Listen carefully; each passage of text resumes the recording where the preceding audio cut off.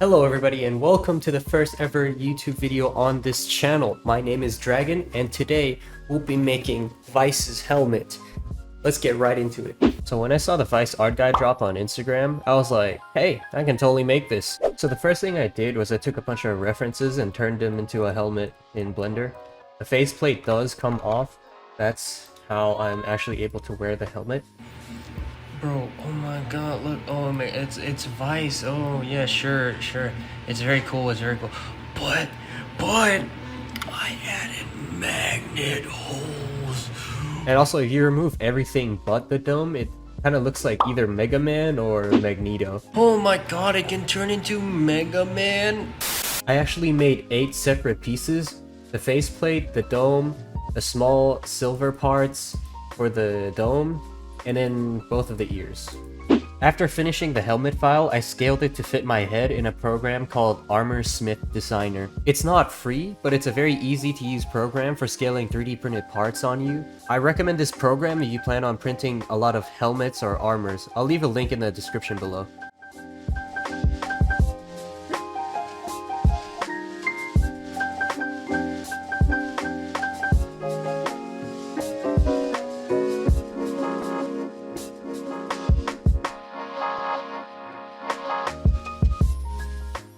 So over here you can actually see the support for the dome falling over.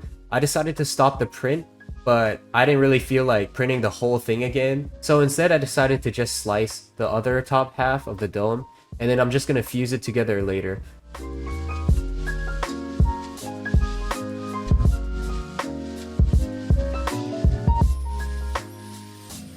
Yo, it's done, yo!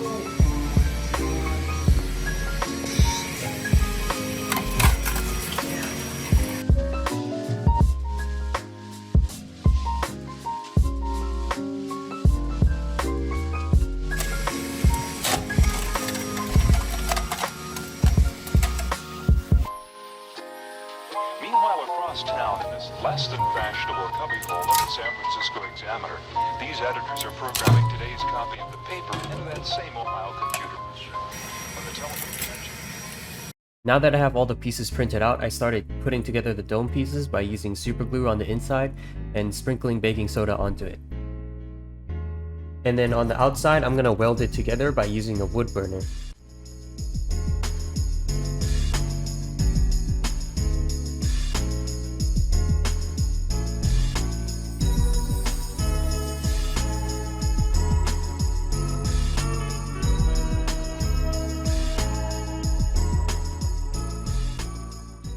Now that everything's fused together, I started sanding down every piece with 120 grit sandpaper. However, I recommend 60 grit sandpaper for like raw prints, but 120 grit was just the lowest that I had, so yeah.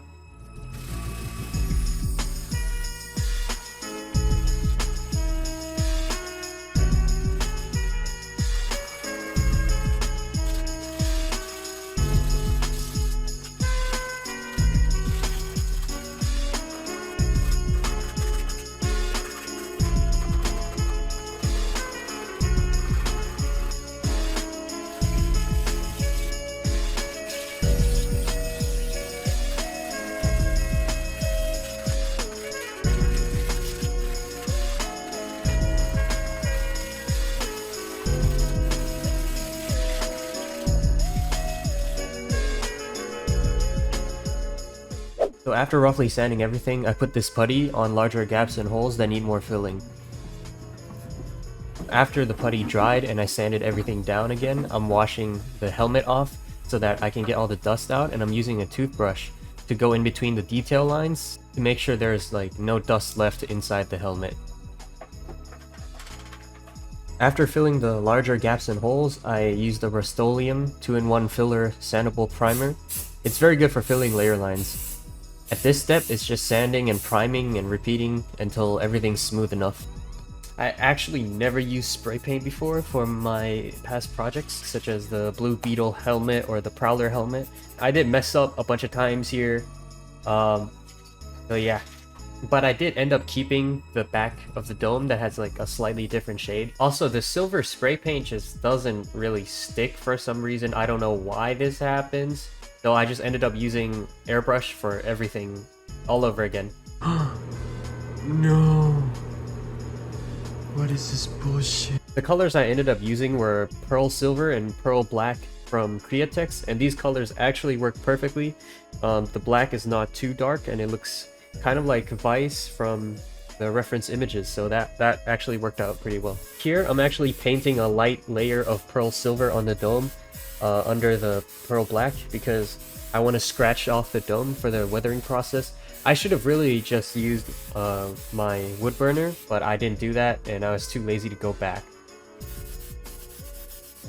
For the ears, I'm actually freehanding the back part right here because I was actually kind of lazy, and also I wasn't wearing any gloves. I usually do, I just forgot this time because I was in a rush.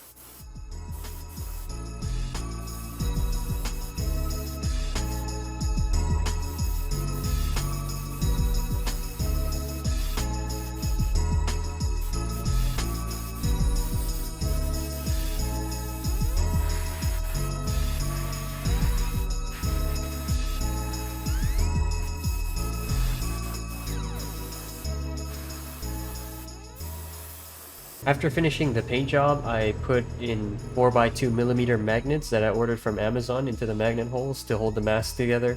And for the ears, I actually planned on gluing them on permanently, but I used two-sided scotch tape during the raw print to see how it looks all together, and it stuck pretty well, so I ended up using it for the final product as well. This way I can also remove the ears if I want to pack it in a box or something.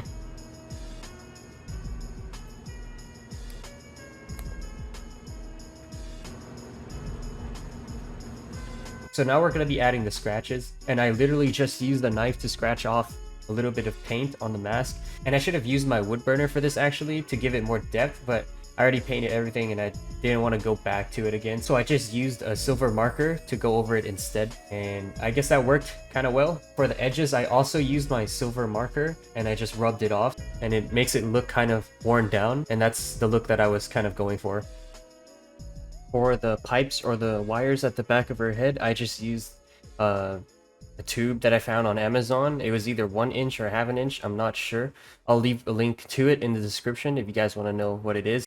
All I pretty much did was cut it and hot glued it to the back of the head. Yo, so this is basically what I'll be using for the eyes. So, look at this. Oh my goodness. It is pretty bright. Now this doesn't exactly fit the hole, so what I'm gonna do is I'm gonna cut up some extra parts up here and put it at the back.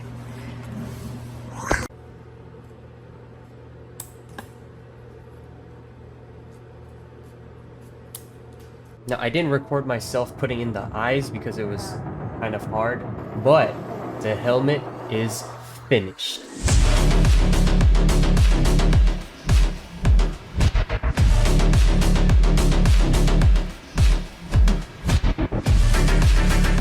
That is going to be it for today's video. Hope you guys enjoyed. If you did, make sure to leave a like and subscribe. Also, this cosplay, I bought it from Wink Cosplay. I'll leave a link in the description, and everything else I used for this helmet will be in the description as well. And that's pretty much it. I'll see you guys next time.